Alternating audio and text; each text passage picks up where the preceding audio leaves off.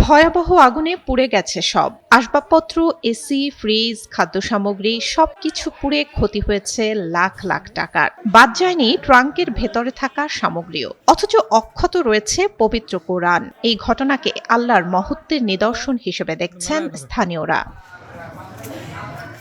পঞ্চগড় শহরের পূর্ব জালাশী গরুহাটি এলাকার দারুন নাজাত মদিনাতুল উলুম কওমি মাদ্রাসা। হঠাৎই ভয়াবহ অগ্নিকাণ্ডে পুড়ে যায় মাদ্রাসার আসবাবপত্র, এসি, ফ্রিজ, ছাত্রদের বই খাতা আর খাদ্য সামগ্রী সহ প্রায় ৮ লাখ টাকার সম্পদ। এমনকি পুড়েছে স্টিলের ট্রাঙ্কের ভেতরে থাকা সরঞ্জামও। তবে পড়েনি পবিত্র কোরআন। মাদ্রাসার একটি সেলফে রাখা পবিত্র কোরআন শরীফের বাইরের কভার পুড়লেও অক্ষত রয়েছে ভেতরের আয়াত সংবলিত পাতাগুলো।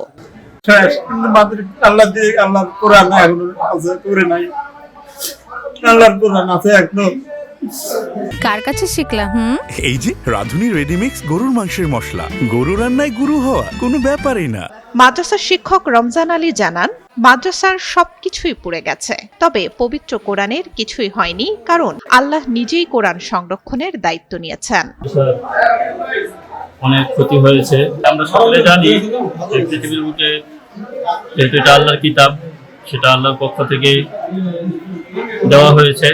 পৃথিবীর সবকিছু ধ্বংস হয়ে গেলেও আল্লাহর কোরআন, আল্লাহর কিতাব সেটা অক্ষত থেকে যায়। সেভাবেই সেটা আমাদের ধ্বংস হয়েছে। খবর ছড়িয়ে পড়লে কোরআনের পাতাগুলো দেখতে ভিড় করেন স্থানীয়রা। তারা বলছেন, সব পড়লেও আল্লাহর কালাম পড়েনি। এটি সবার জন্য একটি শিক্ষণীয় ঘটনা। আল্লাহর কালাম কোরআন শরীফ পড়ে হলো। মাদ্রাসায় আগুন লাগছে বিদ্যুৎ থেকে, কিন্তু গোটা ঘর কাঠ মার যা ছিল সব পুরো শেষ। আল্লাহর কালাম কোরআন শরীফ নক্ষত আছে, এখনো কিচ্ছু হয় না কোরআন শরীফ।